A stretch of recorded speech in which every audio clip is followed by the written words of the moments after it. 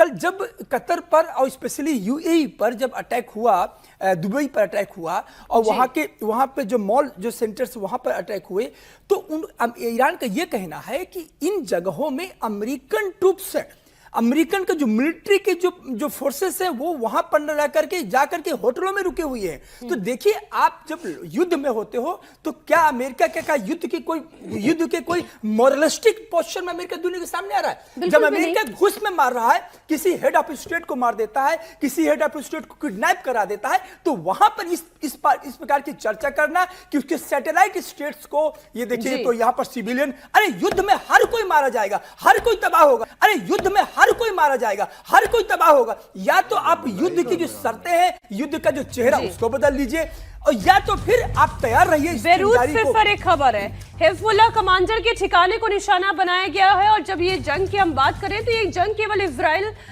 Iran के खिलाफ नहीं लड़ रहा है, उन तमाम प्रॉक्सीज के खिलाफ जिसमें आप हिजबुल्लाह की बात करें। हालांकि हमास के बहुत हद तक कमर तोड़ दी गई है। हूती ये कह रहा है कि लाल सागर में हम तैनात है, बस एक इशारे का इंतजार है और फिर वहां पर भी वो तबाही लेकर आएंगे। लेकिन पहला टारगेट ईरान के बाद जो उसका प्रॉक्सी है वो हिजबुल्लाह है। और बेरूत में एयर स्ट्राइक की ये तस्वीरें हैं। जनरल मिफ्टन, ये कितनी बड़ी चुनौती होने जा रहा है?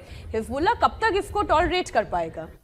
देखिए, मेरे को यह लगता है कि ईरान के जो प्रॉक्सीज हैं, ये जो 3H है और साथ में इस्लामिक ये इराकी शिया मिलिशियाज भी हैं, और वेस्ट बैंक में भी अभी जो प्रॉब्लम है फ़लस्तीनी का, मेरे को लगता है कि अब ये री एनर्जाइज हो जाएंगे। कहने का मतलब है, देखिए, इनको कमज़ोर जरूर कर दिया गया था इजराइल द्वारा, हिजबुल्लाह को काफ़ी कमज़ोर किया था, हमास को तो प्रैक्टिकली बहुत ही कमज़ोर कर दिया था, लेकिन खात्मा नहीं हुआ है।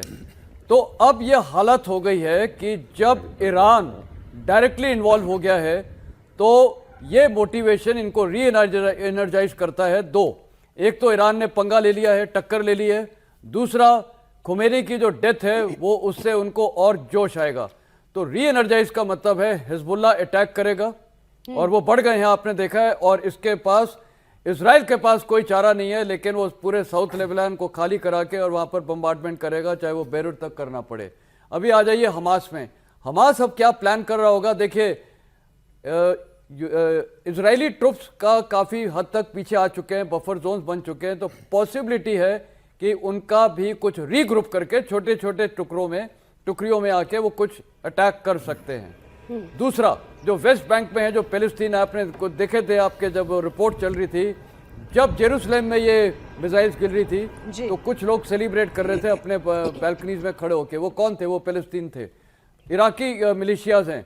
60% इराक की जो पॉपुलेशन है वो शिया मिलिशियाज हैं, मतलब शियाज हैं।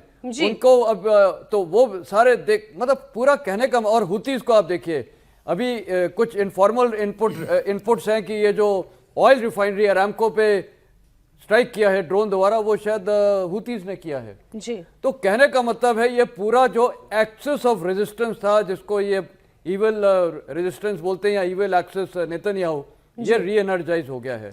तो ये पूरा इस क्षेत्र में अशांति लेके आ रहा है।